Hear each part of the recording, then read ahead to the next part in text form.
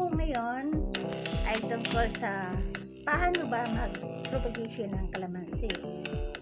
And ito po, gumawa ako kasi nagtitinda ako ng mga plants, flowers. Gumawa po ako ng kalamansi propagation. Dati po ang ginawa ko po ay yung mga nauusong halaman. Ngayon ito naman kalamansi. Pero second time ko na po magpaugat ng kalamansi. Pipili lang po tayo ng matigas na skin.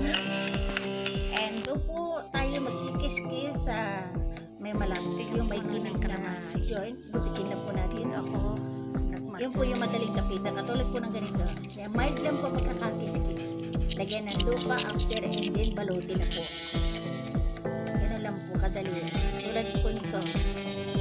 Ito po ay more or less 2 months po. Ganito na karami. So yung iba, mahahaba na yung ugat. Maabot na po yun ng 3 months. Then didiligan lang po natin tuwing 3 araw ang pagdidilig. And piliin lang po natin, ilalagay natin lupa. Ganito po maganda. Hindi yung matigas na matigas. Yung tama lang. Para makakagalaw yung ugat sa loob. Then, ito na po, nung nakat na namin, ilalagay na namin sa paso. Dito na siya magpapatuloy na. Buhay na po ito. Ayan siya.